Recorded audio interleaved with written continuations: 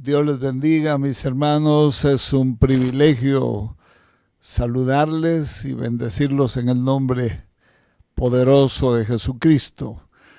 Entramos ya con nuestra lección número 4, las provisiones hechas por la resurrección de Cristo. Esta es la parte A. Vamos a tomarnos el tiempo para verlo despacio, con el suficiente cuidado. Esto es como el tronco del árbol, como la roca inconmovible, son las doctrinas fundamentales del Evangelio. Y vamos a ver en qué consiste toda esta operación, la importancia de la resurrección de Cristo.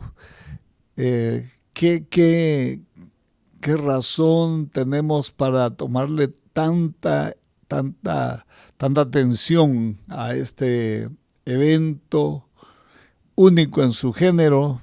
Porque sí resucitaron varios, Lázaro y otros, el hijo de la viuda de Naín y otros más. Lo único que volvieron a morir, pero cuando Cristo resucitó ya sin relación con el pecado. Es decir, se llevó nuestro pecado, lo cargó en él y lo llevó al altar en la muerte segunda y lo hizo cenizas. Y se levantó de ahí. Como dice Job, yo sé que mi Redentor vive y al fin se levantará de las cenizas o del polvo, que es casi lo mismo. Entonces la importancia de la resurrección de Cristo podemos estudiarla de dos grandes aspectos. Dos grandes aspectos. Esta operación maravillosa la podemos estudiar desde ahí. Dos grandes aspectos. Uno, es una de las dos doctrinas primarias del Evangelio. Note eso. Una de las dos doctrinas primarias del Evangelio. Fue el fundamento sobre el cual la iglesia fue edificada. Esos son dos grandes, diríamos, líneas a seguir en este estudio. La resurrección es una de las dos doctrinas primarias del Evangelio. Primera de Corintios 15, 1 al 4 dice: además os declaro, hermanos, el Evangelio, que Cristo murió por nuestros pecados, conforme a las Escrituras, y que fue sepultado, y que resucitó al tercer día, conforme a las Escrituras. Como usted nota, es muy importante tener eso en mente. Es inútil tratar de determinar cuál es cuál es más importante, si la muerte o la resurrección. Son dos eventos absolutamente complementarios, el uno con el otro.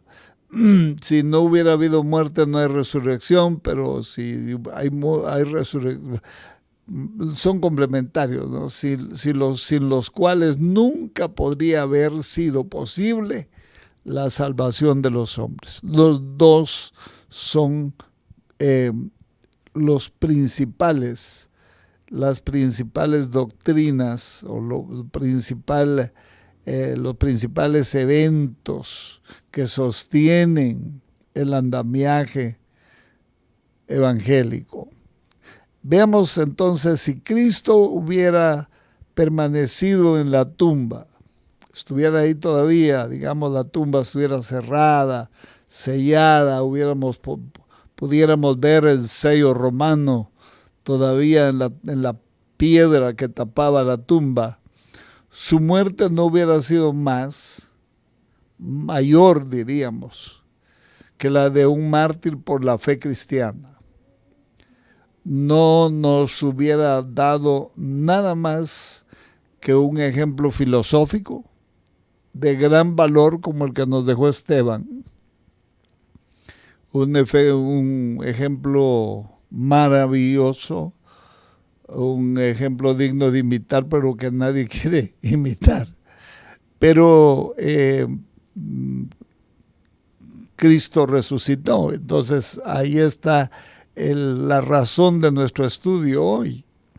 Sin embargo, sin el sacrificio vicario sustitutivo, quiere decir eso, recuerda, sustitutivo de su muerte, su resurrección no hubiera presentado ningún poder salvador. Porque, bueno, si no hubiese tenido el respaldo legal de la sustitución,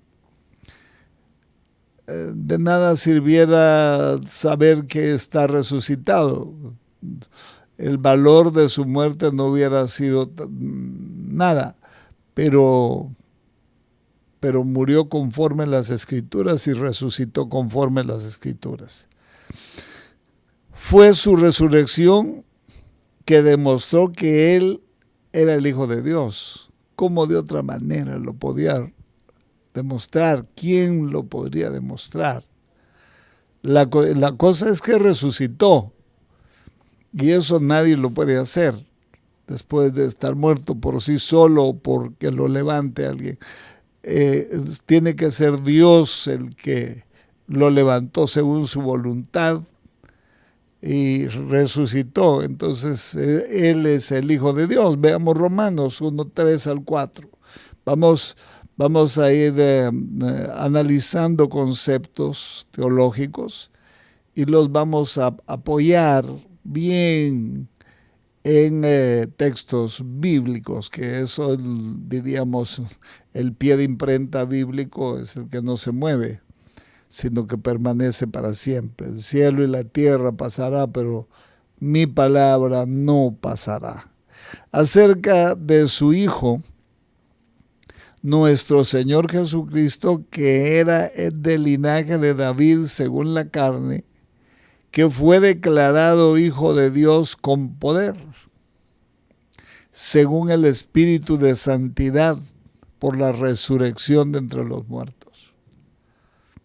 Eso es como la evidencia, una evidencia indiscutible, una evidencia indestructible, porque ¿cómo lo destruyen a Él? Él es la evidencia eterna de que está vivo.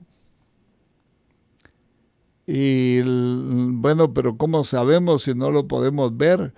La evidencia más asombrosa es que Él prometió enviar al Parácletus, al Espíritu Santo, no muchos días después de su resurrección, no muchos días después de que fue tomado al cielo, y justo el día de Pentecostés el Espíritu Santo descendió conforme a las Escrituras.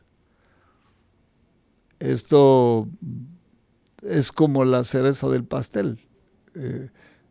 Es innegable que estaba todo correlacionado. Todo llevaba un cumplimiento indiscutible. Su resurrección prueba que su muerte fue de valor suficiente para Dios cubrir todos nuestros pecados, porque se trataba del sacrificio del Hijo de Dios, verdadero Dios, verdadero hombre.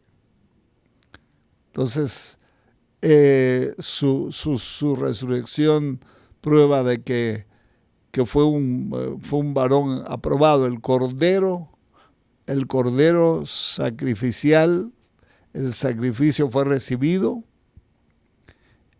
y el acto seguido, lo prometido sucedió. Se levantó al tercer día. Cristo no solo enseñó esta doctrina, sino que al resucitar corporalmente de la tumba, Él llegó a ser primicia de los que durmieron.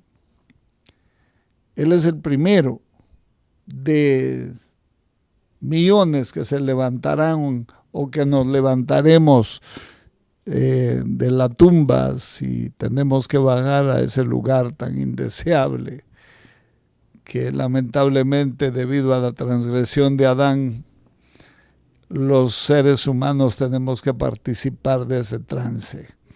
Primera de Corintios 15:20 dice, Cristo no solo enseñó esa doctrina, sino que dice que Él es primicia de los que durmieron, según Corintios 15:20. La resurrección de Cristo es el fundamento sobre el cual la iglesia fue edificada. No se hubiera podido edificar sobre un muerto. No se hubiera podido edificar sobre una tumba ocupada, sobre un mártir que lo vimos morir en la cruz. Se edificó sobre el Cristo resucitado. Los apóstoles le dieron el lugar de mayor importancia. En el pasaje de 1 Corintios 15, 13 al 19, Pablo enuncia 5 hechos negativos que si fueran ciertos despojarían al evangelio de toda autoridad, poder y bendición. Si eso no hubiera sido así, el evangelio no fuera más que una religión vacía. Pero el evangelio no es una religión, el evangelio es una relación de Dios con el hombre, restaurada, sostenida y cumplida hasta que nos lleve a la eternidad. Primera de Corintios 15, 13 al 19 dice, porque si no hay resurrección de muertos, tampoco Cristo resucitó. Y si Cristo no resucitó, vana es entonces nuestra predicación, vana también es nuestra fe, vacía.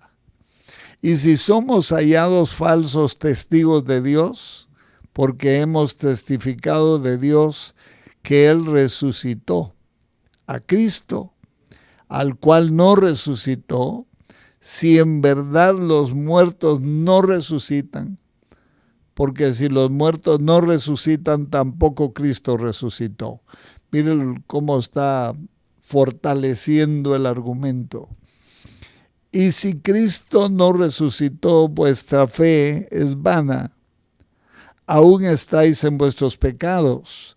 Entonces también los que durmieron en Cristo perecieron. Si en esta vida solamente esperamos en Cristo, somos los más dignos de conmiseración de todos los hombres. ¿Por qué? ¿Cuál es la razón? Porque si Cristo no resucitó, estamos esperando en nada. En nada. Es como los que invocan muertos. Nada. Que eso es lo que algunos judíos dicen.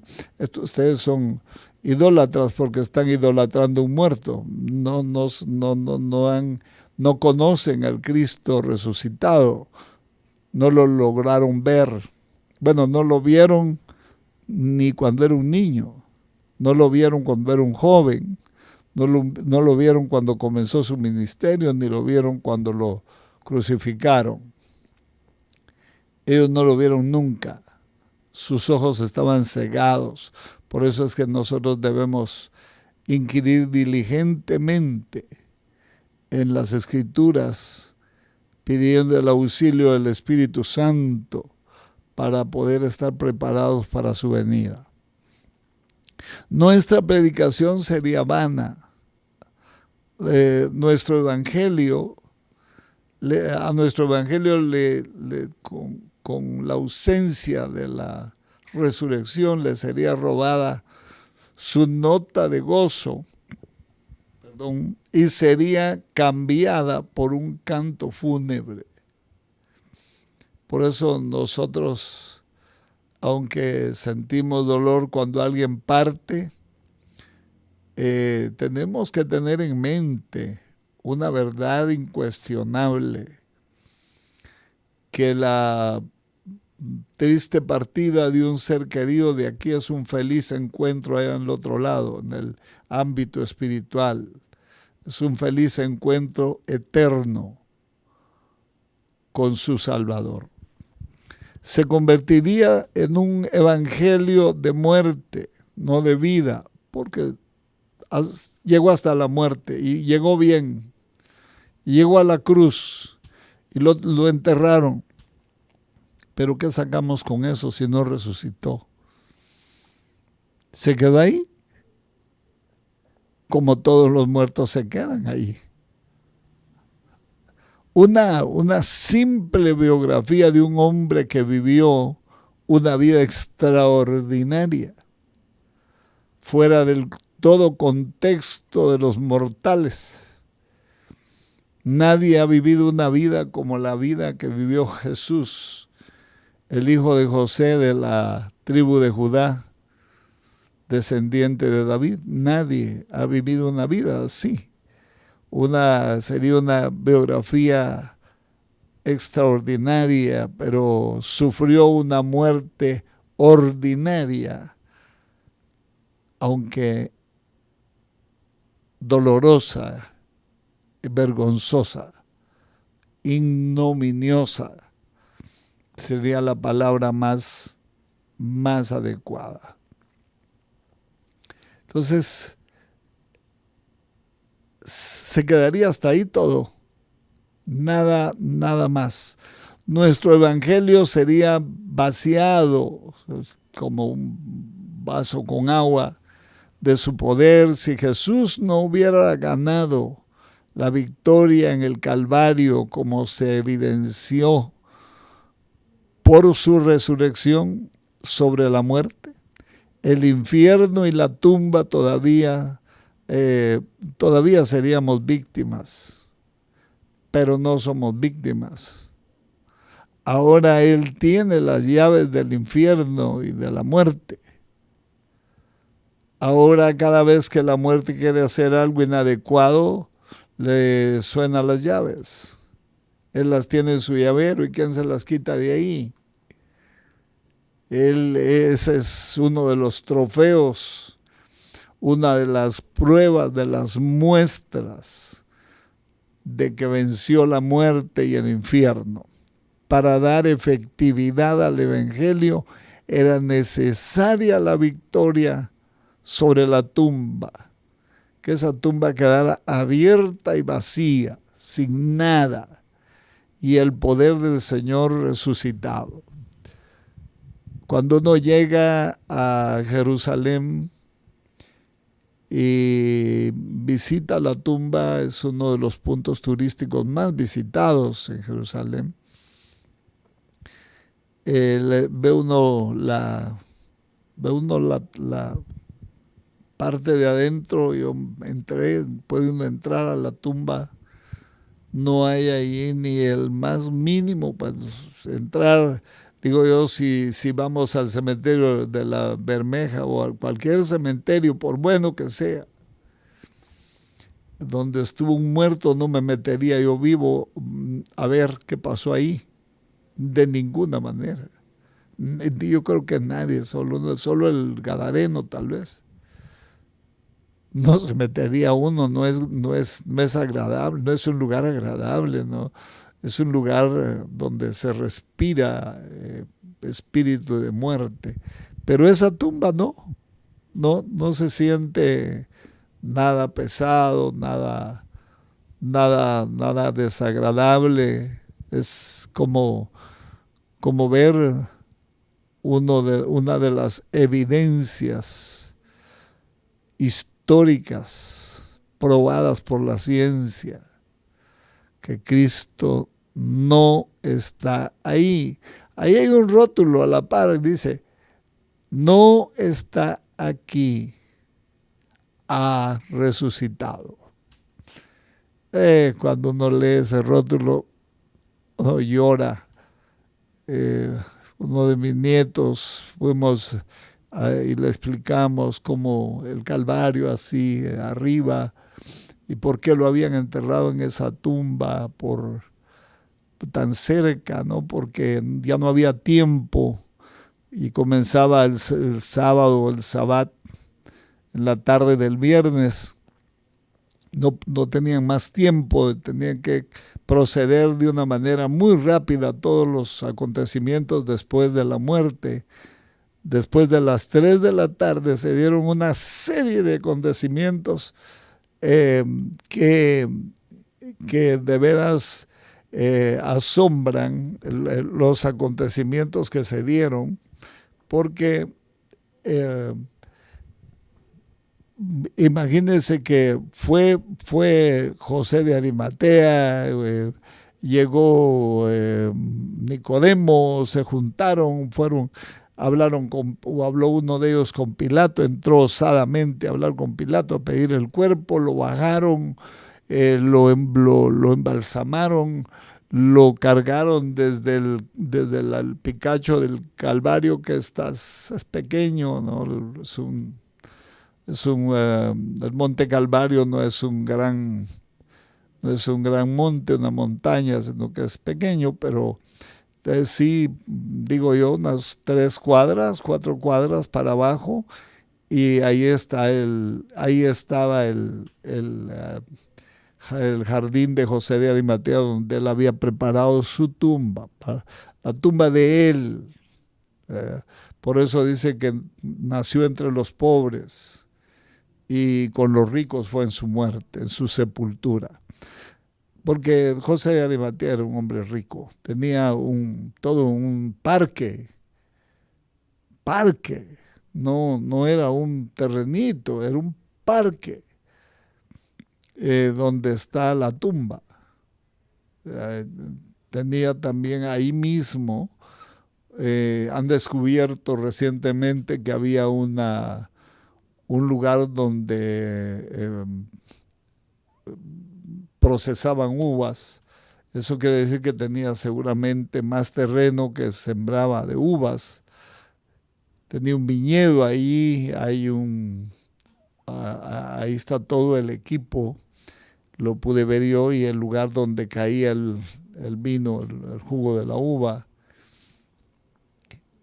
Puede ser que eso haya servido para eso, ¿no? Y también para el día que José de Arimatea muriera, enterrarlo ahí.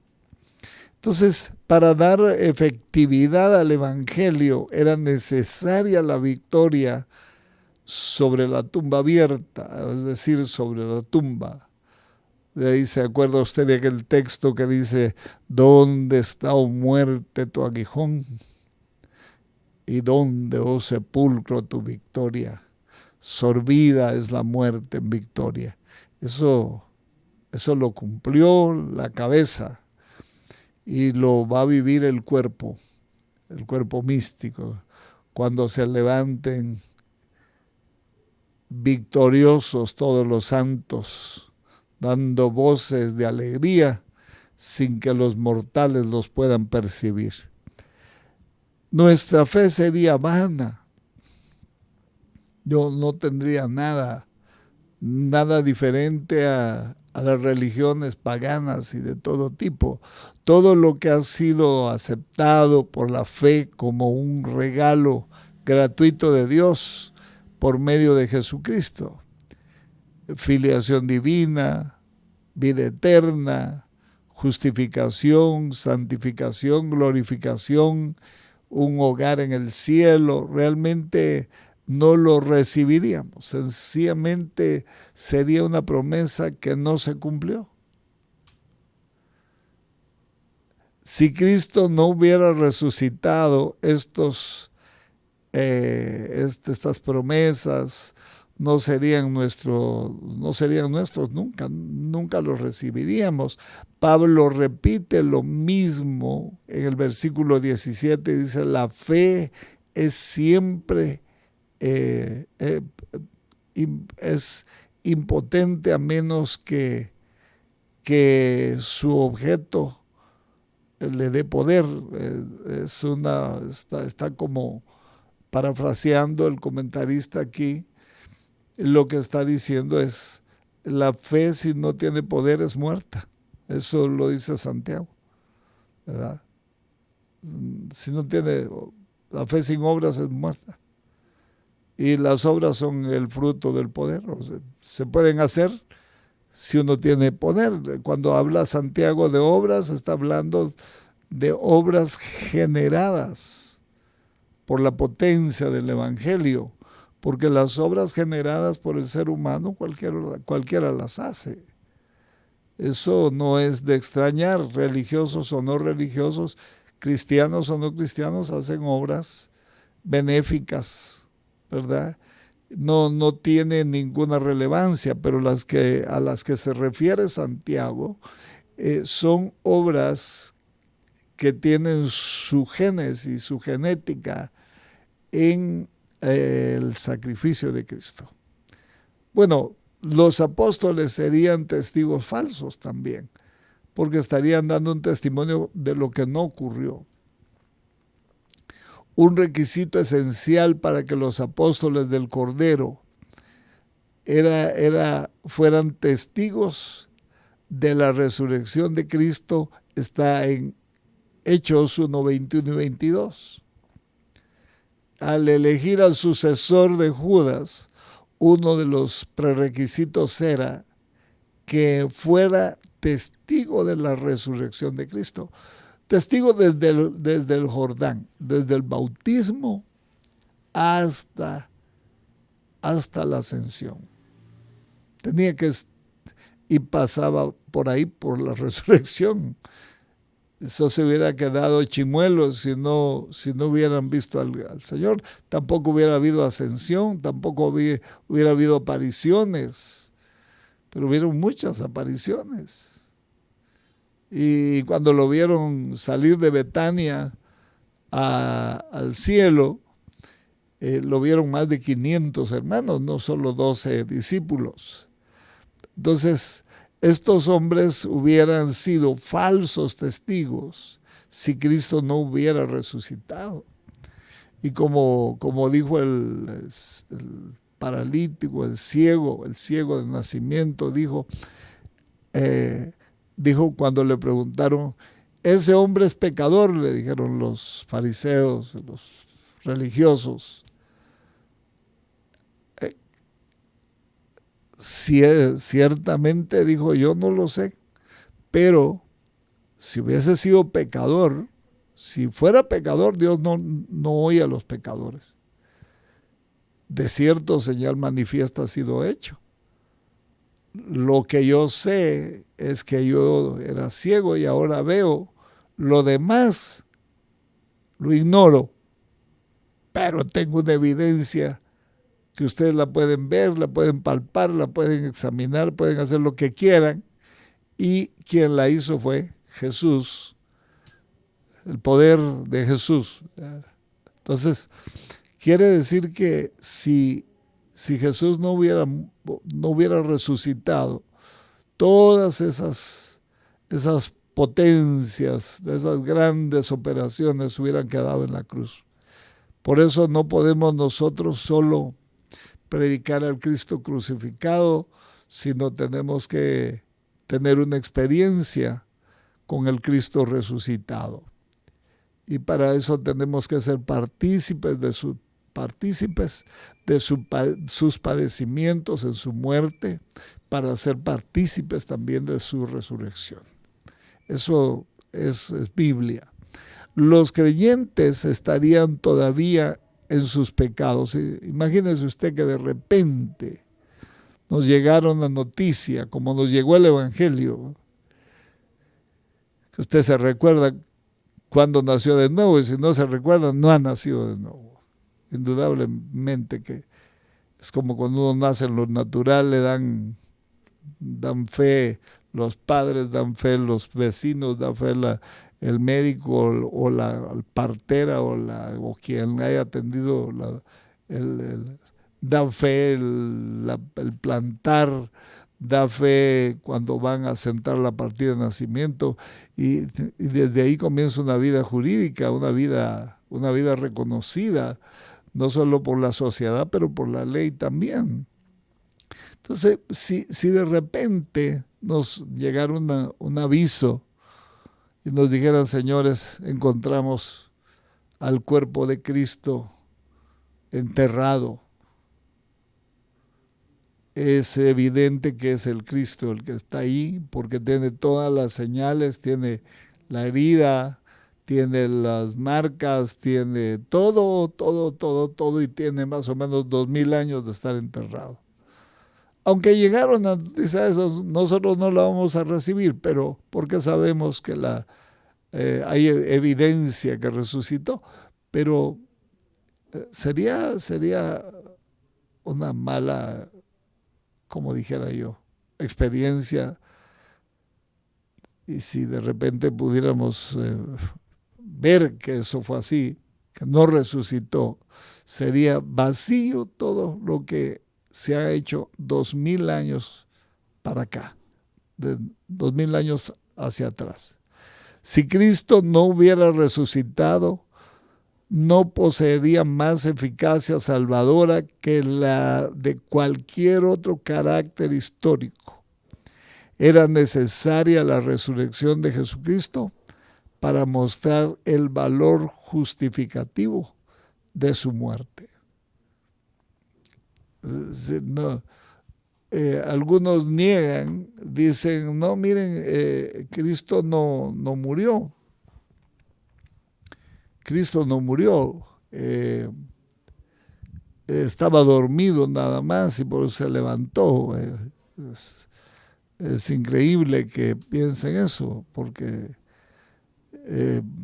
le fue traspasado, esa lanza le salió atrás. Esa lanza fue la lanza de un personaje experto en dar el tiro de gracia. Hechos 4:12 dice, y en ningún otro hay salvación, porque no hay otro nombre bajo el cielo dado a los hombres en el cual podamos ser salvos. Mire, nadie, no hay otro mediador, no hay otro. La gente le reza, hay un mediador por día, por nombre, por oficio, por todo hay mediadores, pero no hacen nada. El único mediador que la Biblia reconoce como tal es Jesucristo, porque vino del Padre, vivió con los hombres, salió de la tierra y regresó al Padre.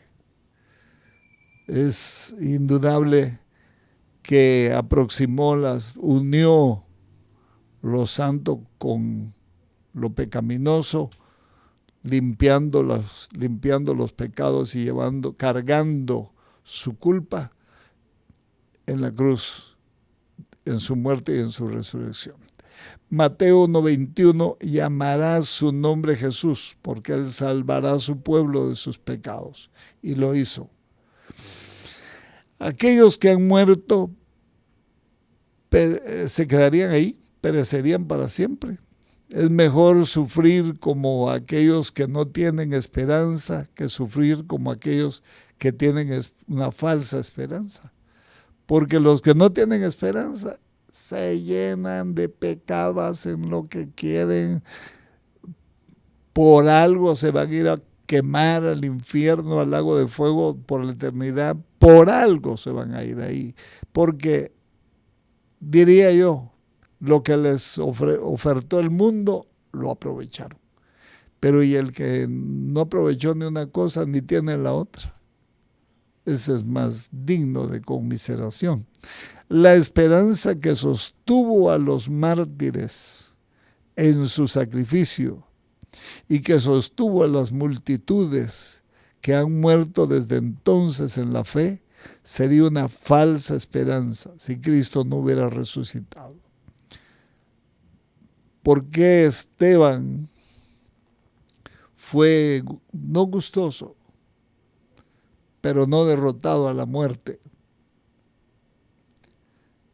Todavía oró por los que lo estaban apedreando, por el que tiró la última piedra. Digo, no les eches en cuenta ese pecado, perdónalos porque no saben lo que hacen. La misma oración de su Señor. Nosotros hubiéramos pedido los derechos humanos, la policía, la Cruz Verde, Cruz Roja, la Media Luna, la Luna entera y saber cuánto más hubiéramos porque pues la evidencia de esos mártires cercanos a los acontecimientos certifica que eran capaces de morir cantando por la causa de Cristo. Era porque eran tan cercanos a los acontecimientos que no tenían ninguna duda de lo que había sucedido. Pero lejos de este pensamiento, Pablo declara triunfalmente, más ahora Cristo ha resucitado de los muertos, primicias de los que durmieron es hecho. 1 Corintios 15, 20. Impresiona leer los primeros capítulos del libro de los Hechos, porque le dan una relevancia a la resurrección asombrosa. En primer lugar, diríamos como un prominente lugar a la resurrección. Los apóstoles hablan mucho de la resurrección de Cristo, e incluso están las narrativas de sus reuniones, de sus encuentros, de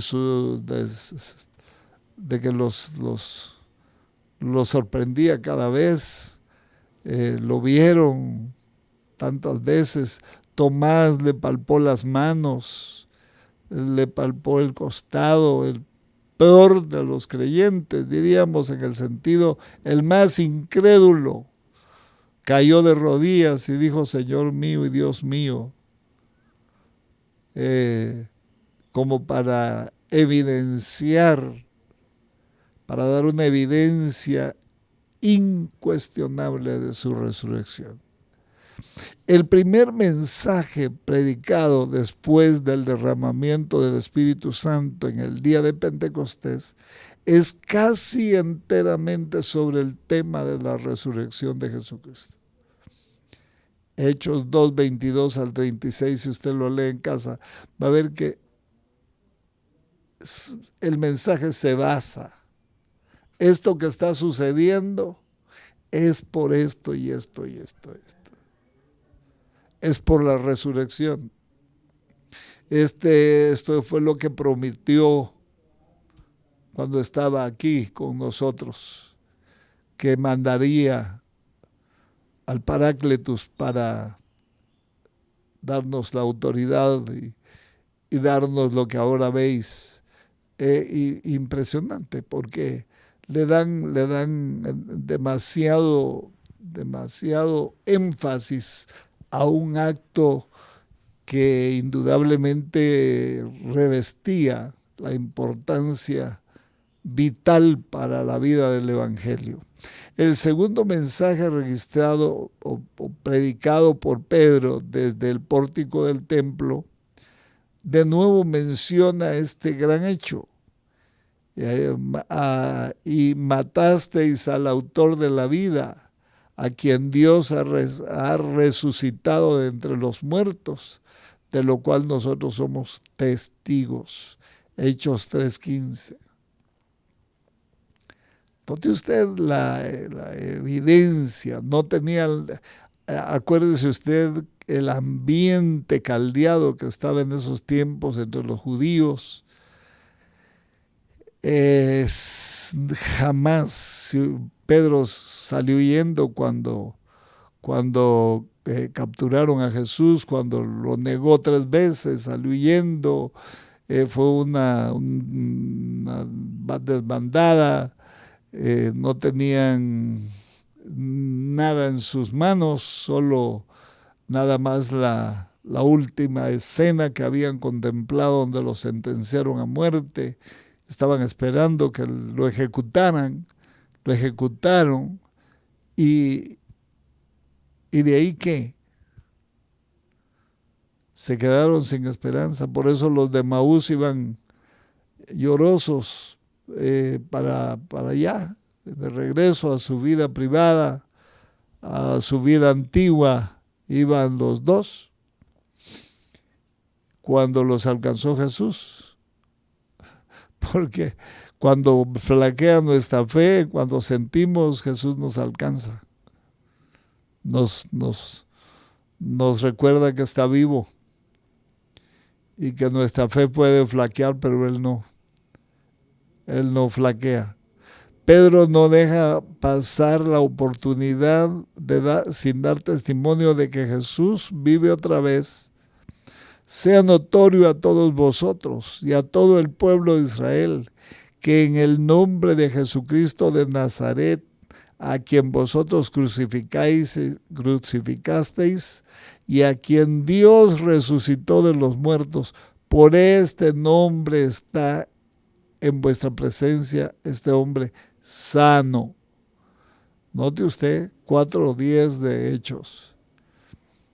Las señales son evidencias de que Cristo vive.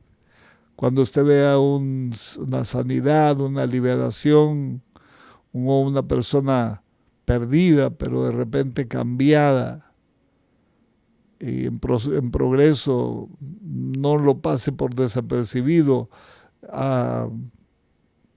Aplíquelo a su capital, capitalice esa fe, porque es necesario tener seguridad de lo que predicamos y lo que sabemos.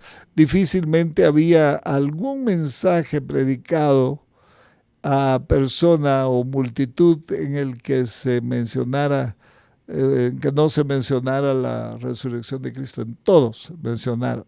Hechos 4:33 dice, resume el comienzo del ministerio de los apóstoles, y con gran poder los apóstoles daban testimonio de la resurrección del Señor Jesús, y abundante gracia sobre ellos. ¿De dónde ese poder, ese gran poder, esa gracia? ¿De dónde? Si Cristo no hubiera estado vivo, hubieran estado deprimidos, depresivos. Un segundo punto sería la naturaleza y la manera de la resurrección de Cristo.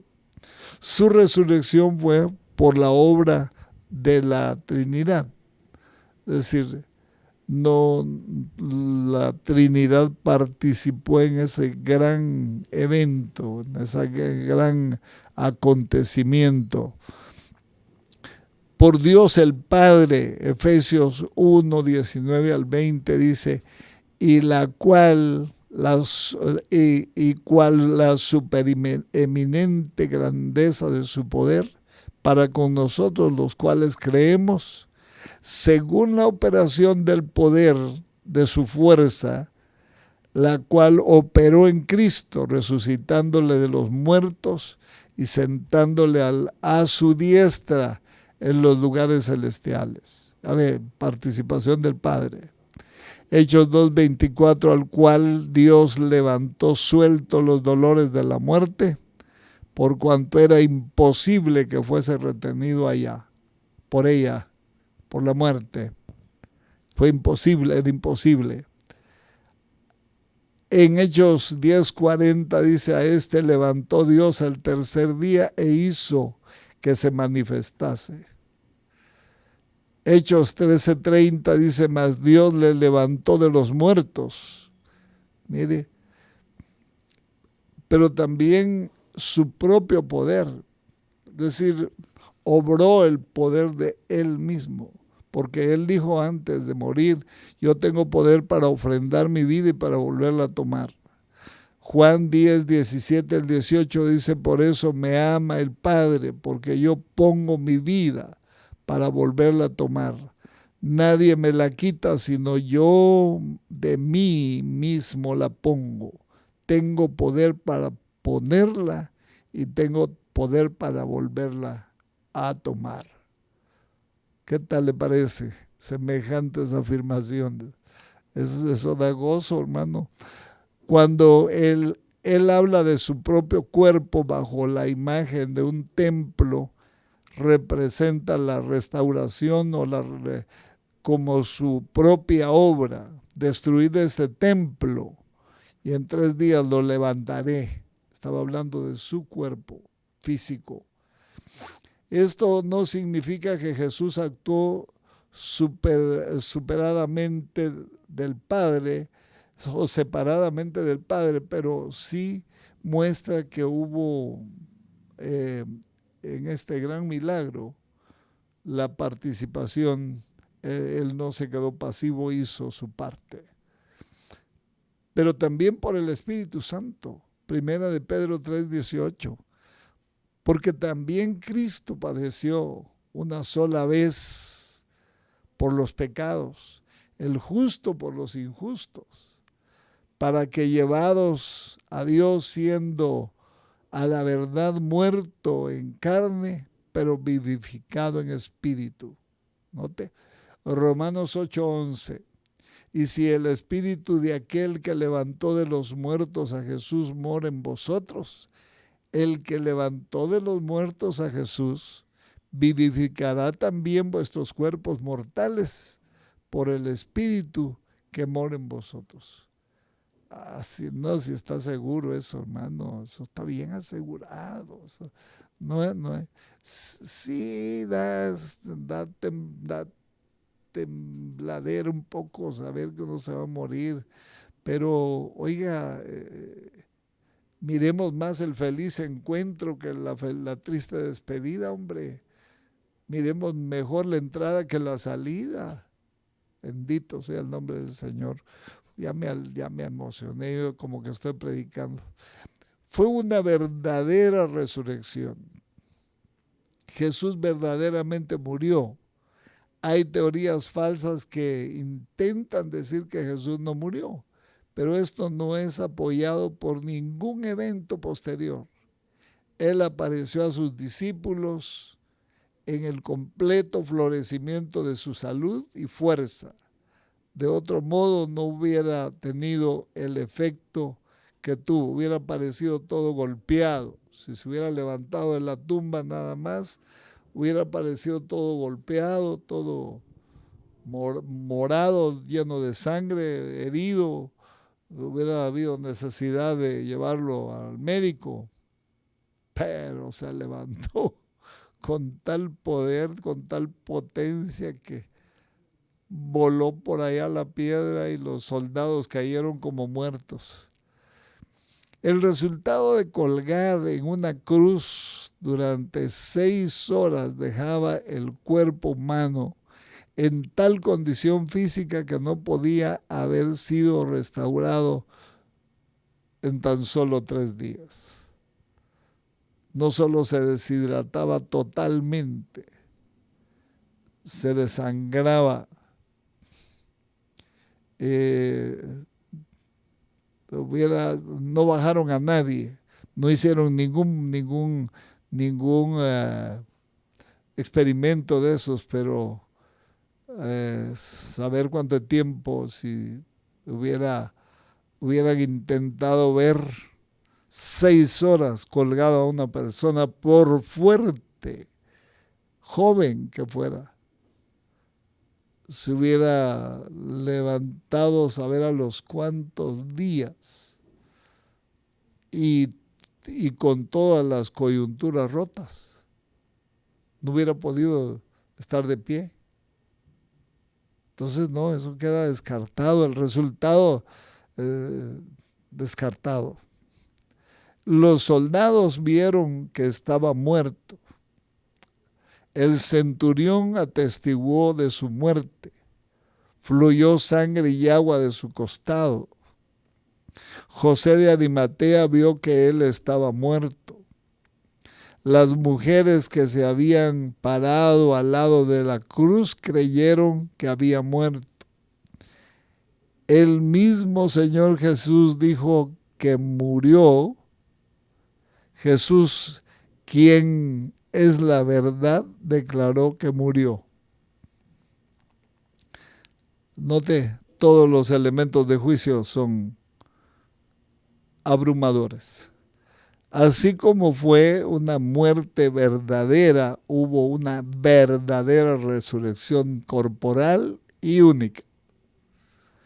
Estaremos cumpliendo estos aspectos, viéndolos un poco más adelante, extendiéndonos un poco más en las próximas lecciones, pero es motivo de gran gozo, hermano, ver que Cristo no se quedó en la tumba, no se quedó ahí. Murió, sí, pero resucitó.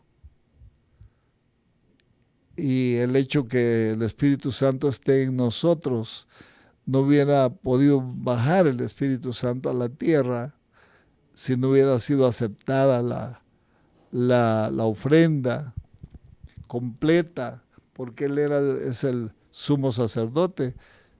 Él era el cordero y el sumo sacerdote que llevó la sangre y fue aceptado, y por eso, en prueba de eso, es que hay salvos, que somos salvos y que ahora somos templos del Espíritu Santo.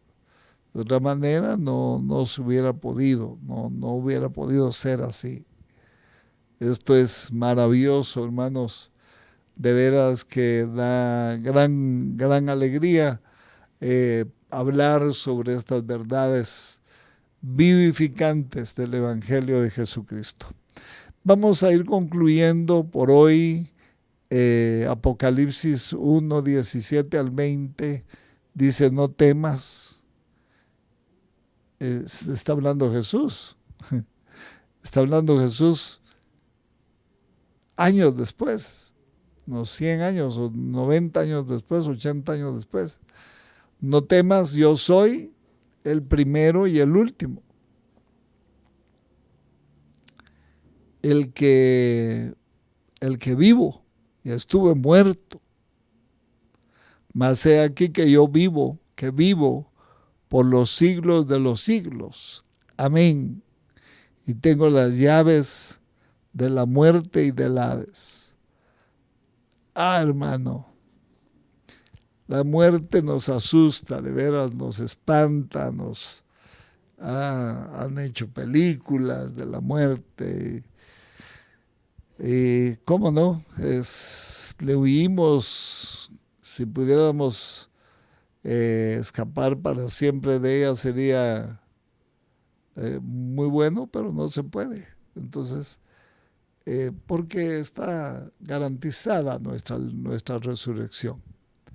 Está garantizada, no sabemos en qué tiempo, el tiempo no importa. Lo que sí yo puedo ver en la palabra del Señor, como dice el apóstol Pablo: ausentes del cuerpo, presentes con el Señor. Debemos nosotros ponerle más atención a la segunda parte del texto. Debemos ponerle más atención a la victoria del feliz encuentro con el Señor, que a esta triste despedida de nuestros seres queridos por un tiempo. Porque si dimos buen testimonio, lo más seguro es que ellos van para allá también. Muy bien, terminamos nuestro estudio hoy. Que Dios me los bendiga, que Dios los haga más que vencedores. No se olviden que Cristo tiene las llaves. Si usted está enfermito, está angustiado, porque no puede respirar bien, porque no se complique más, no se canse, no se angustie más. Descanse en estas verdades inconmovibles. No son temporales, son verdades eternas. Y lo que está sucediendo en su vida es momentáneo solamente. Va a ser más dichosa la llegada que la salida de esta tierra. Nosotros no somos de este mundo. Nosotros no somos de aquí. Somos del reino celestial. Que Dios bendiga a su pueblo, que Dios acampe alrededor de los que le temen y los defienda.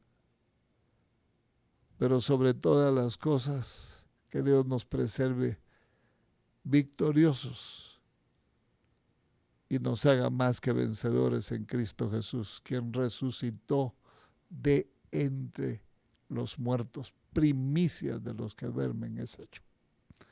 Dios lo bendiga, lo guarde y lo prospere.